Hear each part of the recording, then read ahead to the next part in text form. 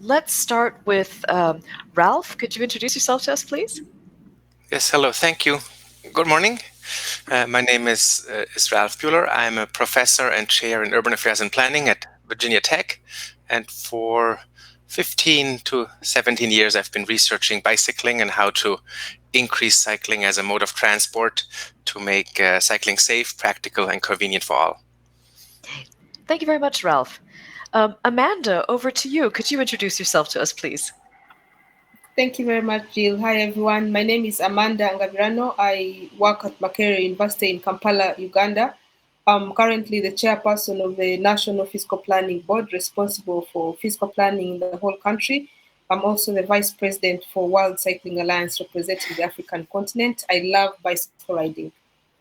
Excellent. Thank you very much. And Lilian Tilburgs, over to you. Hi, I'm Lilian Tilburgs. I'm located in Amsterdam. I'm an economist and I work for Decisio. We are an economic consulting company and we do a lot with bikeonomics, which is economics applied to cycling projects. So we try to find the economic arguments to invest in cycling. Okay. Love the sound of that. And I think we have Claudia back with us. So I'll just finish the introduction with myself. So as I said, I'm Jill Warren with the European Cyclists Federation. I have been with the organization for about a year. We promote cycling as a sustainable and healthy means of transport and leisure in Europe. We have 69 member organizations across 40 European countries, and we're the civil society voice of cycling in Europe. Well, thank you very much, Jill, for taking over. Cycling is community work. We have to help each other even when technology is not working. Thank you very much, everyone, for joining us today. I'm so happy that we are going to talk about cycling and how we can really move that agenda forward and have a lot more people cycling.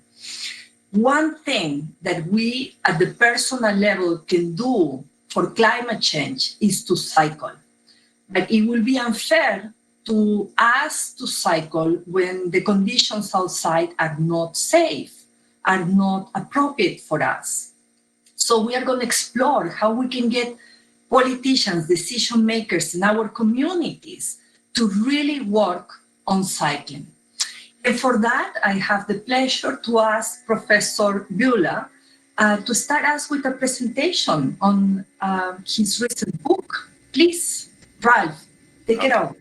Thank you very much. Let me share my screen here so you can see my my presentation.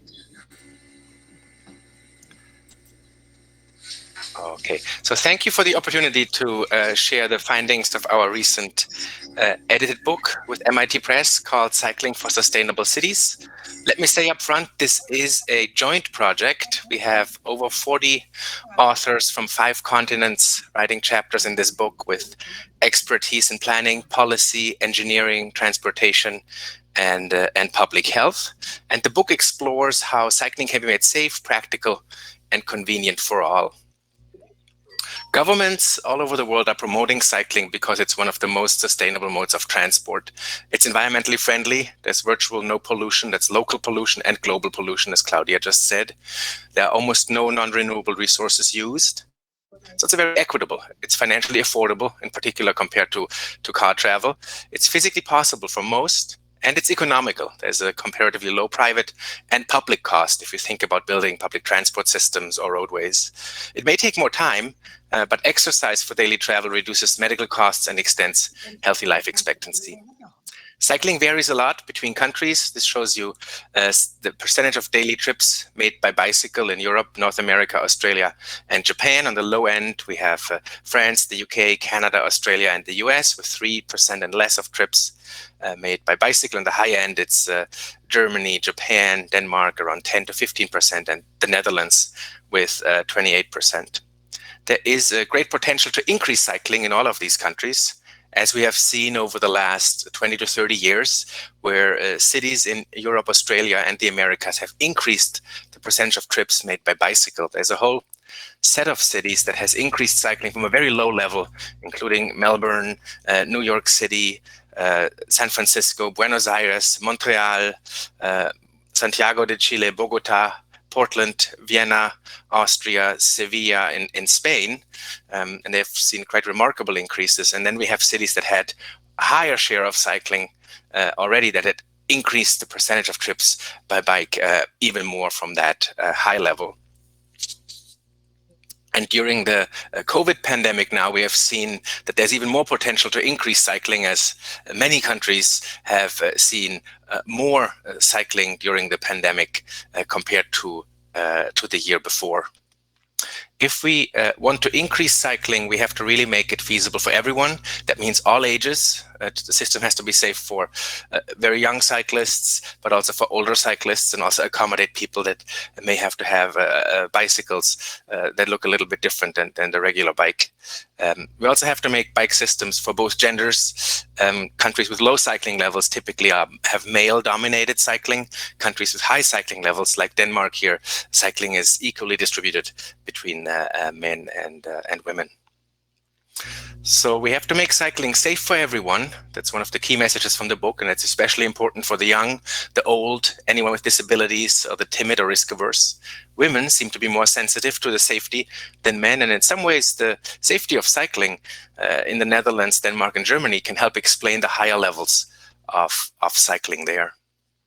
The policies implemented to encourage more cycling and making it safer include better cycling facilities, traffic calming in residential neighborhoods, mixed-use zoning that keeps trip distances short enough for cycling, integrating bicycling with public transport, restrictions on car use, traffic education, also regulation and enforcement, as well as events and promotion campaigns for cycling.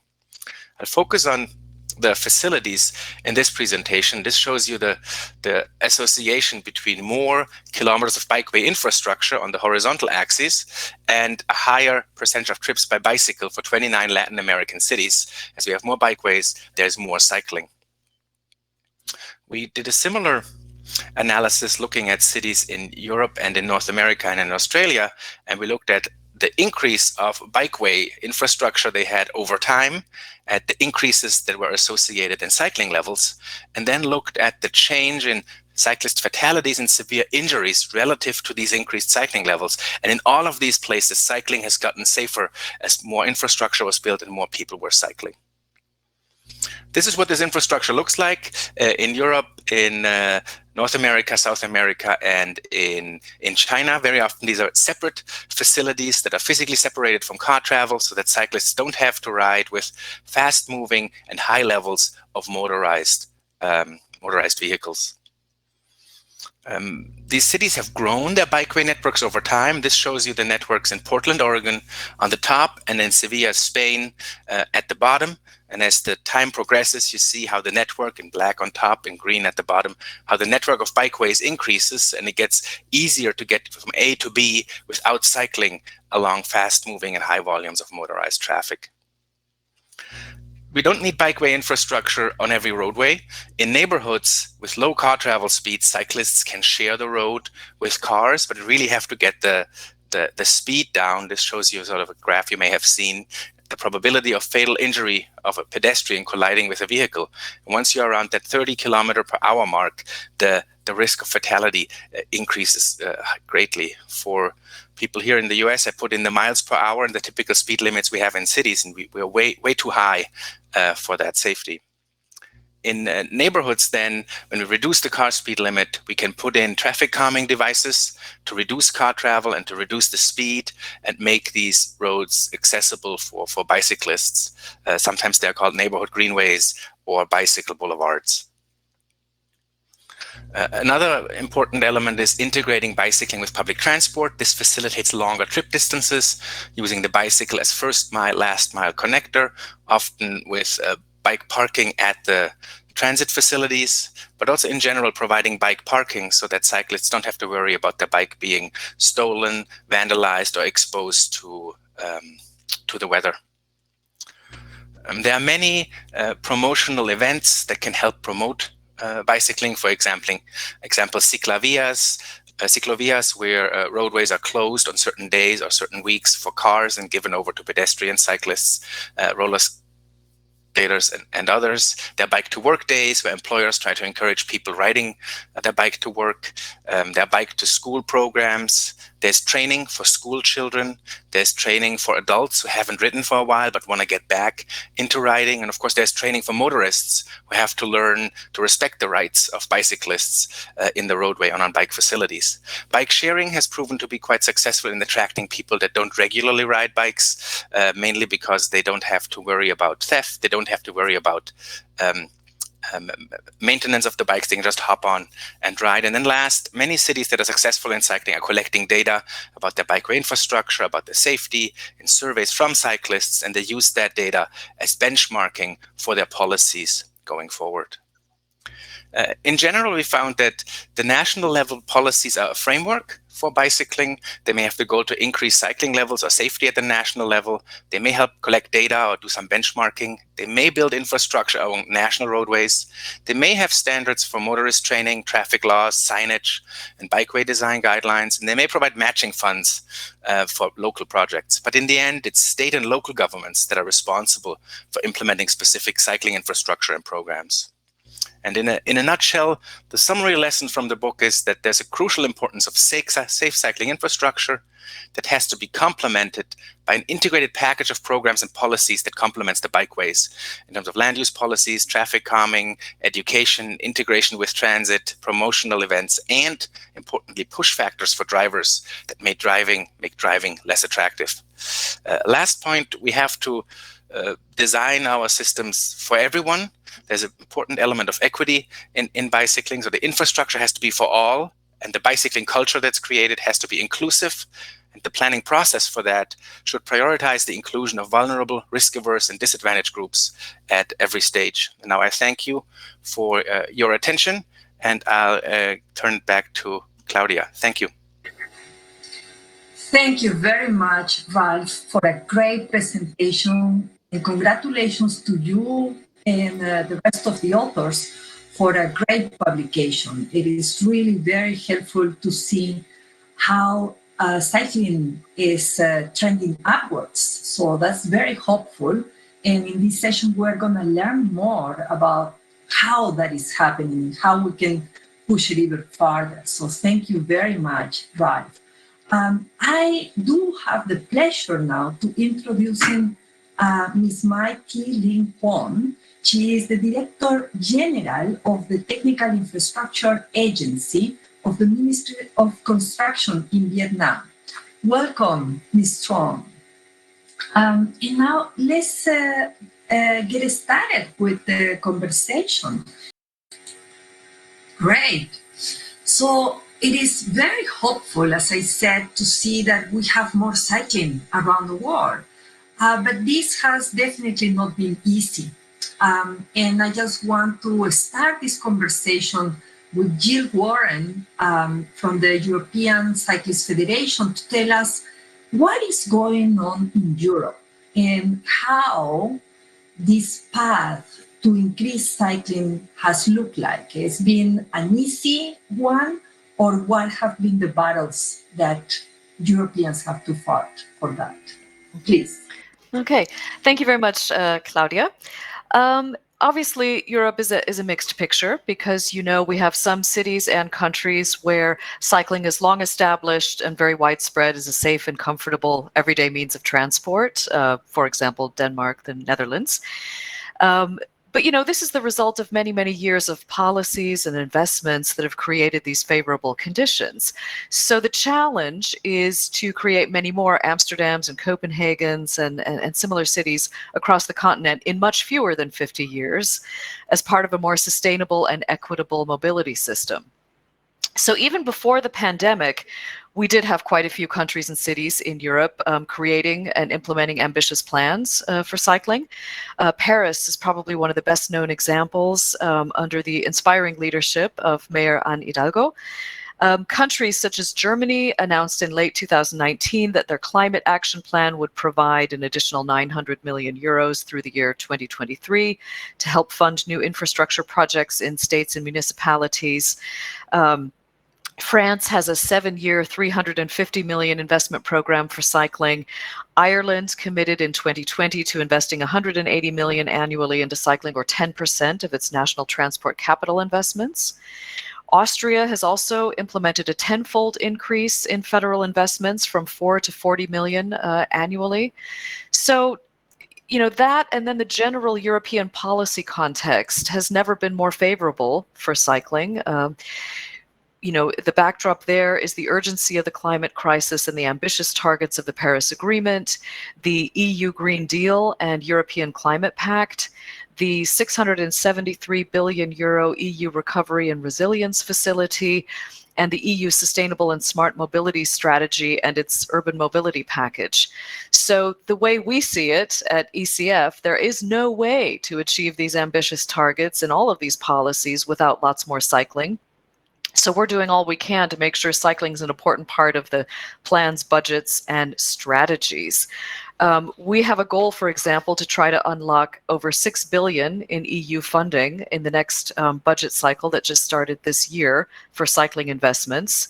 One of the things we've done in that regard is to issue 27 country-specific guides to unlocking cycling investments to provide to each of these countries so that it would be kind of a roadmap for where they could look for opportunities for cycling investments across 200 some operational programs under the EU structural funds. So I mentioned before the EU Recovery and Resilience Facility, and the lobbying in that regard so far looks pretty promising. The head of the RRF task force at the European Commission, Celine Gauer, was quoted as saying, "Bike lanes are exactly the kinds of investments we want to see through this facility." So, we're trying to make sure that happens. And Executive Vice President Franz Timmermans has also proclaimed himself a champion of cycling, which never hurts to have support right from the very top. Just to spend maybe a couple more minutes on what's been happening that's very pandemic related. At ECF, we tracked all of the different cycling-related improvements and investments that were happening around the continent. So, as more and more cities and countries started introducing these measures, we tracked them in a systematic way. Some of the headline figures for that, we've tracked over 2,300 kilometers of infrastructure measures that were announced as of the end of 2020. At least 1,100 of those have already been implemented across the continent. And here we're talking about mostly pop-up cycle paths, things like that. Over 1 billion euros of budget has been allocated to COVID-related cycling improvements. And these figures were also quoted in the video we just saw, which was nice to see. Some other headline statistics: 37 out of the 94 largest cities in the EU have announced or implemented COVID cycling measures over the past year. 40 out of 89 metropolitan cities in wider geographical Europe have announced or implemented such measures. And 17 out of 47 European capitals have done so. Some of the standout cities: Rome, Bologna, Turin in Italy, Granada, Barcelona in Spain. Elsewhere, we've seen in the Swiss canton of Vaud quite a few measures announced. Lisbon, Paris, Izmir, Brussels.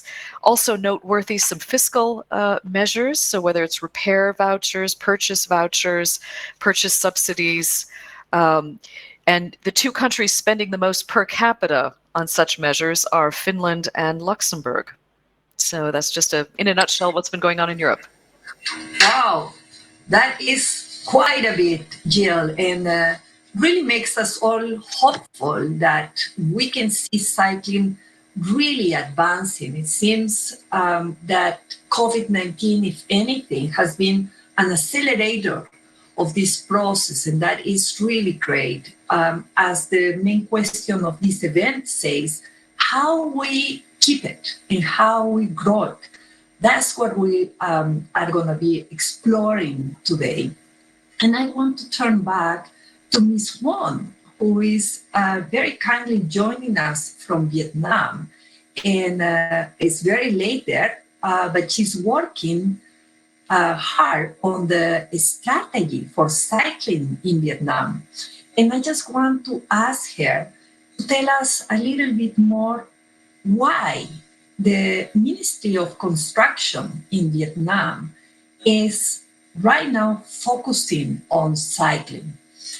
We have translation for Ms. Huang, so we will allow a little bit for the time of translation.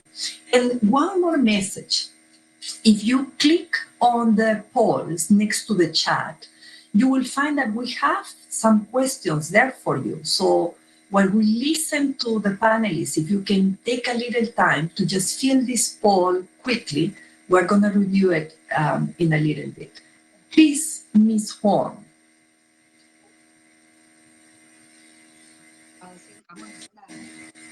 Yes, thank you very much.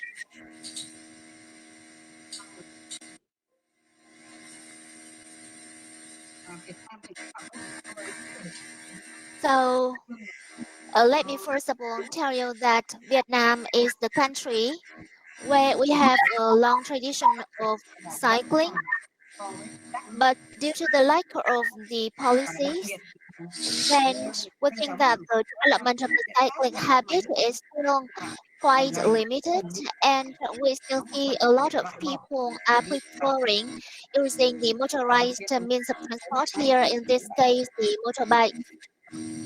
However, our government has already paid attention to the cycling because of the environmental benefits and also for the safety of the users.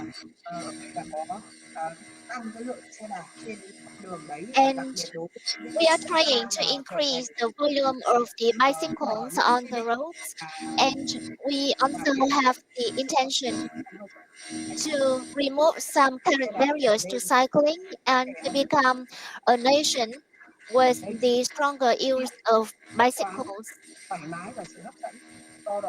And we are trying to make more investments so that cycling will become a safer and more attractive means of transport for our public, because we do understand that using the private cars as well as the motorbikes have caused an enormous number of accidents in Vietnam. And the WHO has made an estimation that about 60,000 people may die every year due to the traffic accidents in Vietnam. And so around 70% of the current air pollution seems to be caused by the use of the motorized means of transport, and the VOC emissions is really very severe in Vietnam due to the smoke and the emissions from the cars and motorbikes. And it has a very negative impact on our sustainable growth trajectory. And that's why in the recent years, our government has been paying more attention to the green growth strategy at the national level. And we think and we believe that cycling will play the very important role in our green growth. And especially cycling is very much in accordance with our national program for environmental protection and environmental improvement. And we have also set up the goals for reducing the traffic accident, and now we have been developing several indicators about the percentage of the roads which are being used for cycling, and we have had also some plans in order to have the remarked areas for cycling in the big cities. And we are also taking measures in order to have better connections for the people who are using the public transport, and then when they get off the bus, for example, they can get on their own bicycles. And we'd like to learn more from the international experiences, and we are very happy to learn from you, because we all understand that cycling would have a very great benefit, and it can become a very active and reasonable and cost-effective means of transport that will help to reduce the greenhouse gases emissions. And cycling can be a very good component for having a more attractive and greener urban design and atmosphere. And especially we've been impacted by COVID-19 recently, and we think that cycling will be inclusive for everyone in the public. And as the previous speaker already mentioned, we also agree that cycling can be for everyone, and it's again the very important cultural features in Vietnam, and would like to improve it and would like to increase it further. And so again, it's really one of the priorities in our working agenda now. And as you said before, it might be quite late for Vietnam now because many other countries have been very advanced in promoting the cycling. But we think that yes, it's still the time now for us to do it. And yes, we'd like to enjoy the communities of cycling in the world.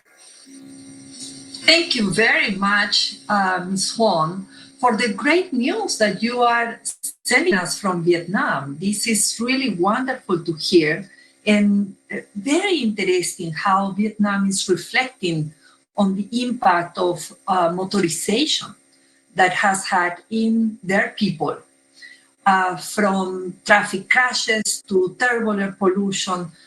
We can do it better, and cycling can really show us the path forward.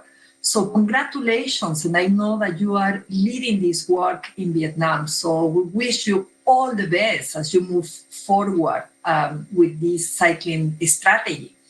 But in order to build a strategy, politicians and decision makers will ask us about the money, how much this costs. And I know that, Lilian, you have been studying the bike economics, the so-called bike economics, with my dear friend Felipe Targa, who helped organize this session. So can you tell us a little bit about this case in Lima, Peru, where you have been looking at the economic impact? Yeah, thank you, Claudia. I definitely will. I'm going to try to share my screen for you to have a nice image to look at that will help me explain the project that we did. And like we practiced this before, but now it's not working. Okay, I'm very sorry about this. I'll try to explain it without the image first. In Lima, Peru, we did a project together with the World Bank in which they implemented a bicycle network. They have a bike plan for a bicycle network in the whole entire city. And they wanted to know what the cost and benefits of this network would be. And we looked at this in terms of economic value in different effects, the economic value of different effects. Okay, so yeah, thank you, Felipe. I can see in the chat. I'm not able to share my screen, so I'm not able to show you the infographic. But Felipe has posted a link in the chat. So if you want, you can view it there. What I want to say about the project is that it was a really impressive result. We looked at all different factors. So we looked at travel time, but especially congestion was one of the main benefits in Lima, because Lima is one of the most congested cities in the world. So when more people start cycling due to this new bike lane network, it's actually a great benefit. And also health effects, cleaner air, less CO2 emissions, less noise pollution. It has really great benefits. And at the end, it was a really impressive result because we had a benefit cost ratio of 19, which means if you invest $1, you get $19 back in return in terms of benefits. So this is actually a really good investment, and I think a great political argument to invest in cycling. Thank you very much, Lilian. I will definitely invest on that. $19 if you invest one. So we have to get more politicians listening to this. But we have back our dear Amanda Ngabirano. Thank you, Amanda. I know technical issues are really on our way sometimes, but not on your way, Amanda. And I know how hard you are working in Uganda and also in other countries in Africa to move forward the cycling agenda. Can you tell us what is happening in Uganda right now? Oh, we might have lost her for a little bit, but we will come back to Amanda. I just want to go back to Ralph and hear a little bit more about the different policies that you have seen that have worked. If you can give me 3 examples of places where you have seen that cycling policies in all the cycling construction, right? Because we have to see institutional changes and really a range of changes to be able to see cycling moving forward. So can you give me 3 examples where you and the authors of the book have found progress and good indicators? Yes, thank you. So I think for me, the most impressive examples or stories are in cities that haven't really had a bicycling culture and over years have been able to increase cycling. 2 that come to mind are the ones that I showed in my presentation with the growth of their bikeway network. That's Portland, Oregon, and that's Sevilla, Spain. And those cities have, in very different time frames, expanded their bikeway network and have made cycling safer and more convenient. And along that, cycling has increased rapidly. In Portland, this was a long process starting in the 1990s, going until now. They have also combined it with land use measures. They've combined it with improved light rail and public transport, but they've really aggressively pushed the expansion of their bikeway network. Sevilla, Spain may be more attractive as an example for many because it was a much shorter time frame. They built in a very short time frame, over 5 to 10 years, a separate network, a network of separated cycle tracks, and along those also provided bike parking. And cycle tracks are, for those who are not familiar with the technical language, are fully separated from car travel. So there's a separating barrier separating the cyclists from car travel, and have seen big increases from a low level of cycling to 7-8% of trips made by bicycles. So bike infrastructure is the backbone, but then around that you have to have, as I said before, traffic calming in neighborhoods, because we're not necessarily cycling from A to B, from the cycle track to cycle track. We're cycling from home to work or other trips. So we have to find cycling conditions that are safe everywhere, or that are perceived safe everywhere. So we have to allow people to cycle from A to B to make their trips, because if we have gaps in that, people will not ride. Also important with that is then to have programs that promote cycling. This can include bike training. Countries like the Netherlands, Denmark, Germany, and it varies within the countries as well, have bike training for children in schools, so that children are comfortable riding bikes and know how to ride bikes. This also helps parents to allow children to ride to school, because the kids know what to do and they have the bike facilities to get there. Here in the US, where I'm located, we have the opposite trend at the moment, where children don't learn how to ride a bike anymore.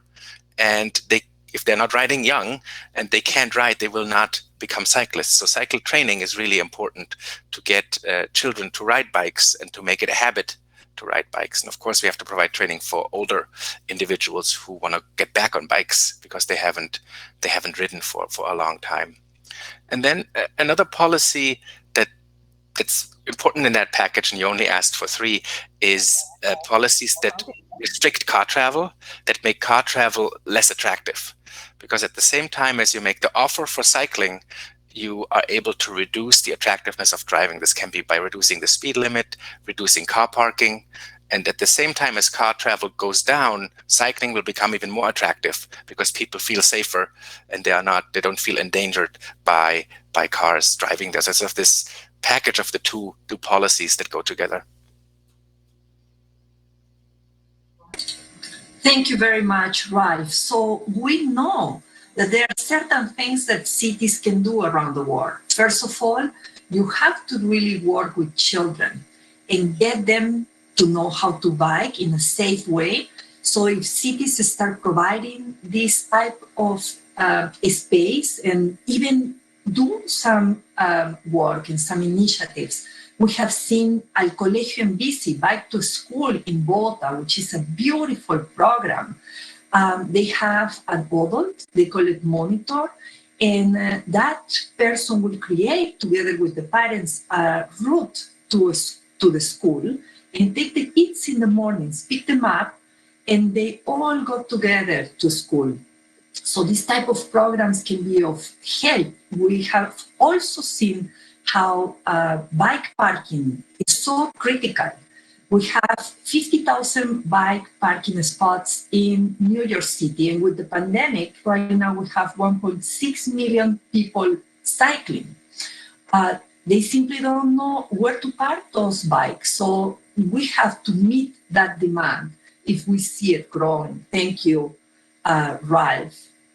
Amanda, you're back, so welcome, and tell us, how are things in Uganda? How is cycling moving forward there? I know you've been working very hard to get this agenda off the ground.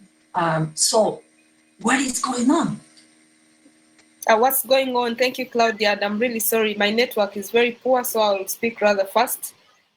People are on their bikes. That's what is going on. And COVID-19 came like a blessing in disguise, because the city had a pilot project that had been implemented with bicycle lanes, walkways, some green areas.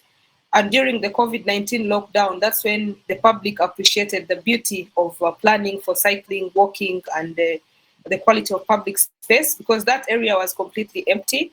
But besides, many people got on their bicycles. Many people that had forgotten, like Ralph mentioned, that they rode while they were young, then they were adults during the COVID-19 lockdown. They had to get back on their bikes. There were no more bikes in the shops, and the price of the bicycles went so high, which was really good. We got a high presidential voice in addition to ours for a long time, encouraging people to ride. But listen, Claudia, I think that what's lacking majorly is the willingness for action. Right now, I know and I believe that all policymakers, all planners are aware of the health benefits, the environmental benefits of cycling. The public is aware that they need to actually get the infrastructure, but there's nothing more happening beyond that. And that's why I think that we really have a lot of work to do. The pilot project was implemented, yes, but people are also asking, where do I start from? Where do I start my journey from to access that corridor, which has safe facilities? Will I actually arrive? Where will I pass? Because elsewhere, those facilities don't exist. So that poses a question of a complete network planning. But is it feasible? Is it possible? How can governments actually have the courage? I see that the boldness is lacking to take it up and do it well, for it to make sense.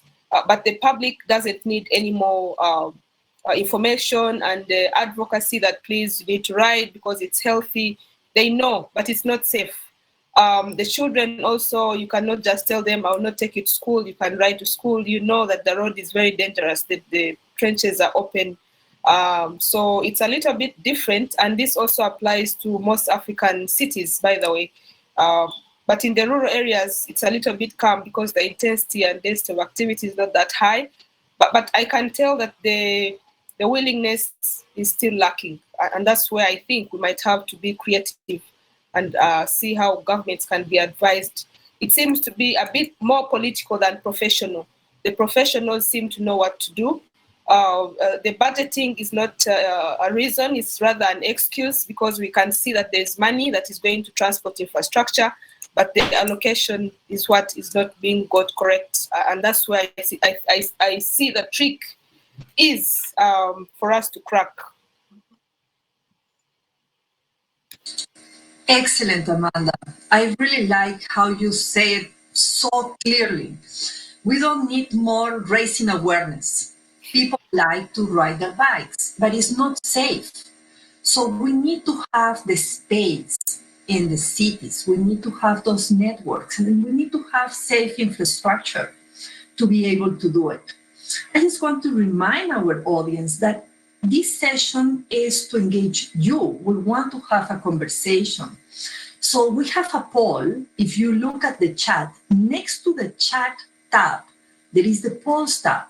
You can let us know if you see in your city a strong, mild, or low political commitment to cycling. I also want to know if you will let your child cycle in your city. And if you say no, what are your main concerns? Is that road safety? Is personal security? It is others? Please answer this poll and we will come back to the results. Now, Ms. Huang, you told us about the strategy in Vietnam and how Vietnam has a long tradition on cycling, that you want to bring it back. What are the barriers that you are fighting right now?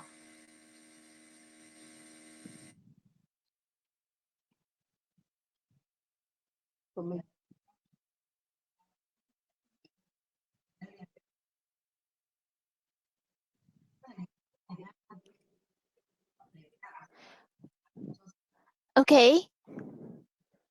But sorry, the sound is not good and I can't hear. Do you want me to repeat the question? Oh, I think Ms. Huang is talking, but you cannot hear her, right? Yes, sorry, the interpreter can't hear her. All right. Let's come back to Ms. Huang. Ms. Huang, it seems like we have a little bit of an internet issue between you and the translator. So we're going to check that internally and we will come back to you in a minute.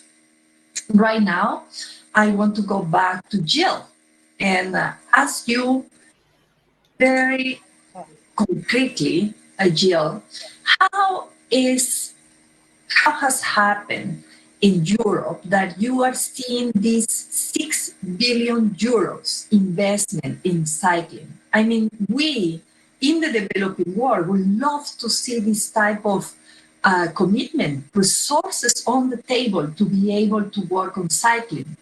Tell us very briefly how that process has ended up in real investment. We want to learn from what has happened in Europe. Sure. The 6 billion is what we want to see in the upcoming budget period to 2021 to 2027.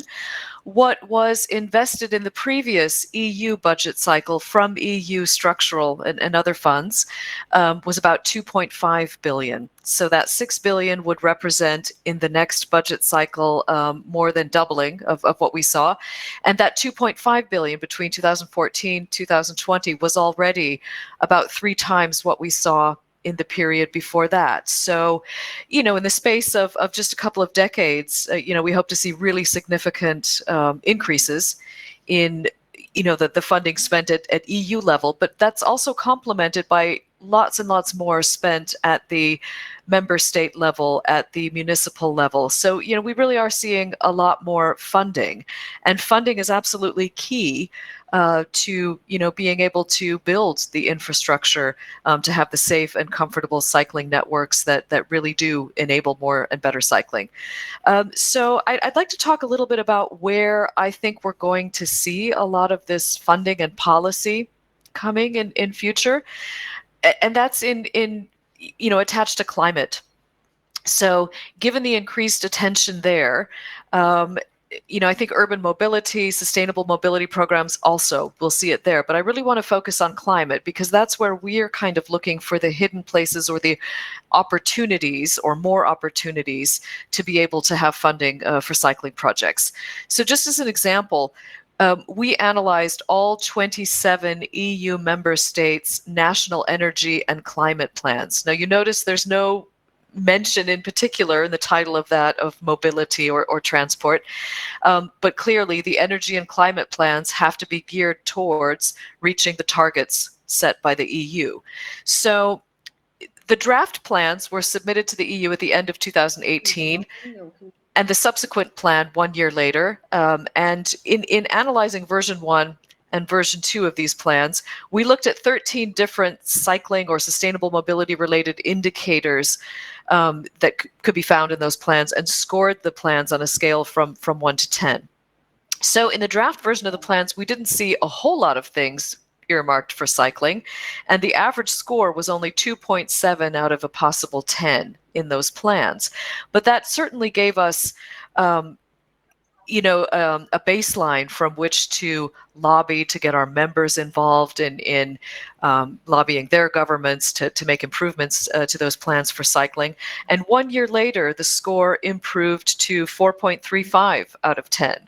So still quite a bit of room for improvement for cycling measures. And remember, both of those drafts were submitted before the pandemic took off. I think since then we've had a lot more attention paid to cycling and a better environment for getting even more out of that. But these are bright spots to show the growing commitment of member states to increase their cycling levels.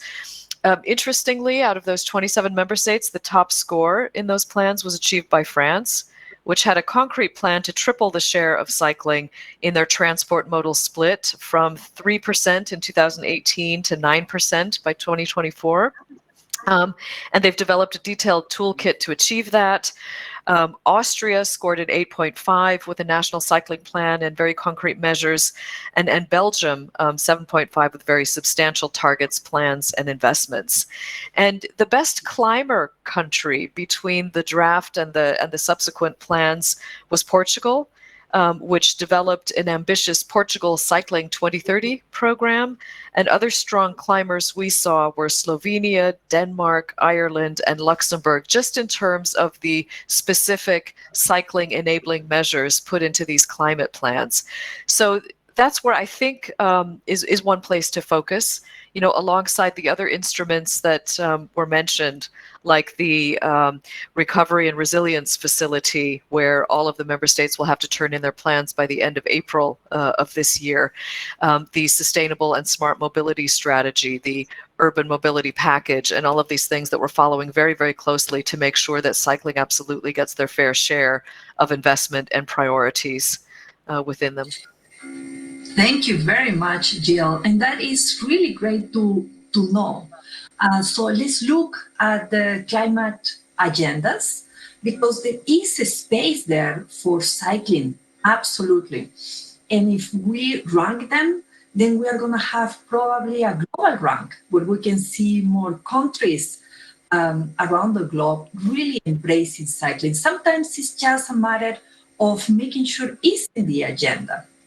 So, Lilian, we only have 10 more minutes in the session. So I want you to tell us a little bit about this brochure that the Dutch Cycling Embassy, Decisio, and WRI have put together. It's available in 9 languages now, and it tells us the story of bike economics, 3 very good examples in how you can take it forward in your country, in your city too. Yes, thank you, Claudia. So we, together with, as you mentioned, the Dutch Cycling Embassy and the World Resource Institute, we have developed this flyer in which you can find different examples of projects that we did on bikeonomics. It's really nice examples and it's on different effects. So like an example on Lima, but also an example you can see here below. It's related to the COVID-19 pandemic, as we are discussing in this session. And as you can see here we listed all the different effects that cycling can have, as it is not only a mobility policy, but it's also about environment, safety, land use, and all these 10 different aspects that you can see here in this flyer. I will also share the link now in the chat box so you can find it online if you are interested. Thank you very much, Lilian. So pay attention to the chat, because in the chat we have some documents that have been shared, and they will be very helpful for you. I want to see if we have now a good connection between the translator and Ms. Huang, because I really want to hear from you. What are those barriers that you are overcoming and working actively now?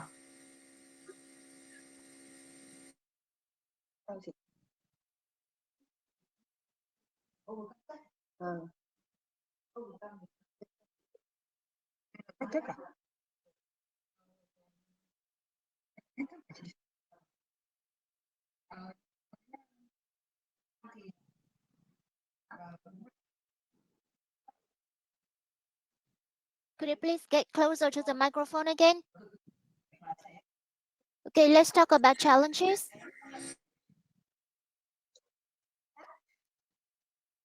I think that bicycle. Hello, Miss Huang. Hello. I think that cycling is not very attractive in Vietnam now because of many reasons. And one of the plan that we are working right now, that is to redesign our road system in order to have more suitable spaces for the bicyclists, and also to have some policies to encourage people to come back to the use of bikes. And also we are working on redesigning the urban architecture and infrastructure. Because you know that in Vietnam now there are many different means of transport, and the cars and motorbikes are still counting for the majority of the means of transport circulating on our roads. So if we want to promote cycling, we would need to reserve some space on the road for the bicyclists so that they can ride really safely and conveniently. And we also want to increase the competitiveness of cycling as a safe means of transport. And also we understand that cycling is really the very economical means of transport.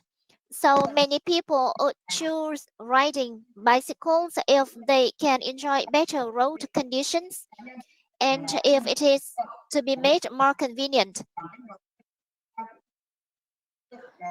So again, we would want to have more promotional campaigns in order to show people the benefits of cycling, and on the other hand, we would have to work on more policies in order to improve the infrastructure for cycling. But again, education and communication with the public is really very crucial. And we also think it's among our very important priorities and tasks now, because now we are working on a new economic development plan, and we have a new planning cycle from this year 2020 to the next 5 years. So cycling, it's among our top priorities in the working agenda. Yes, and we are also working on some speed limit policy of, let's say, 30 kilometers per hour. So we are also conducting several studies and experiments. For example, in Ha Long City in the north of Vietnam, that pilot has been really very successful, and we want to scale it up now.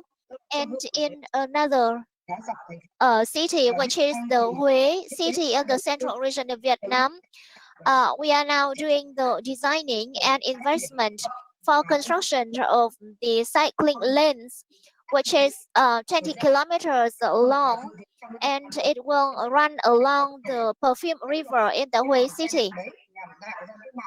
So we will have the comprehensive planning idea to give priority to the bicyclists in the Hue city, and so that they can really be sure of the safety when they are riding bicycles on the road.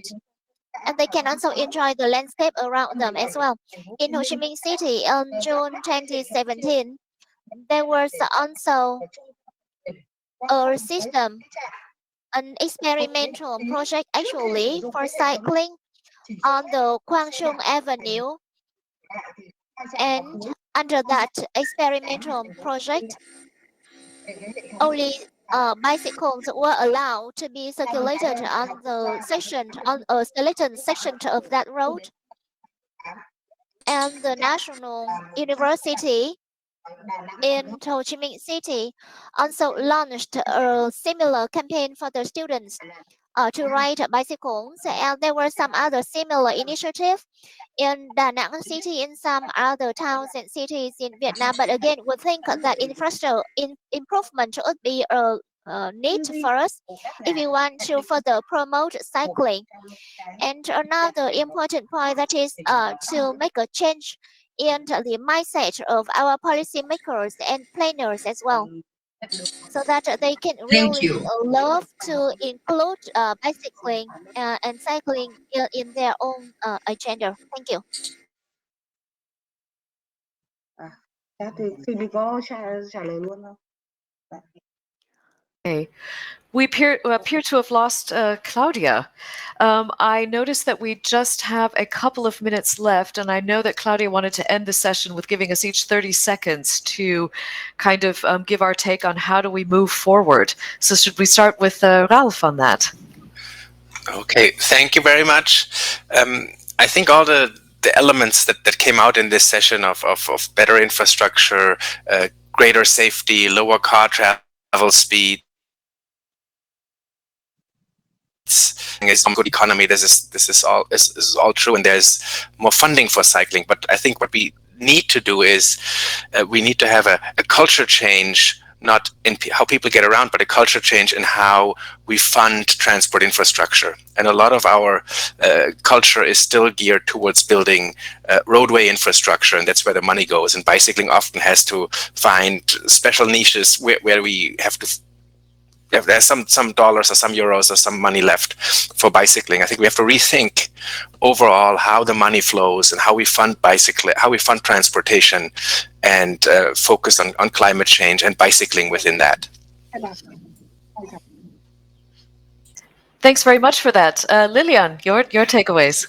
Yeah, I fully agree with Ralph. I also think we should really consider cycling as an important way of transport, and consider it equally to all the other mobility factors. And then we should look at all the effects that cycling projects have, and really make a good judgment on all the effects. And when you do, as we see in the bioeconomics projects, you actually see that cycling, even though it's a low investment, it has a really high return. So this is a really good political argument, I think. Excellent. Thanks very much. I would just like to say we've heard a lot of things today about what works, where we should be looking for the funding and the means to be able to realize ambitious plans for more cycling. And I think working together and being mindful of this and applying best practice will hopefully help get us there. So yes, have we got any final thoughts from Ms. Wong in Vietnam?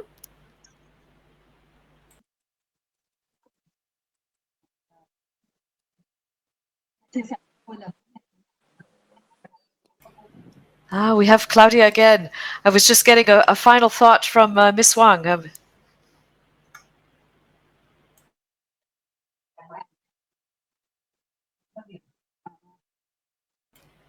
Not sure if there's the connection between her and the translator there. Claudia, did you want to close the session then? Thank you very much, Jill. And thank you very much to everyone in the audience and our wonderful panelists today. Look, this session has been a little bit bumpy in terms of technical problems. We apologize for that, but I think it just shows that we are, as a community, as a cycling community, we're very resilient and we help one and each other to get this moving. That's what we have to do in the real world when we are working on cycling.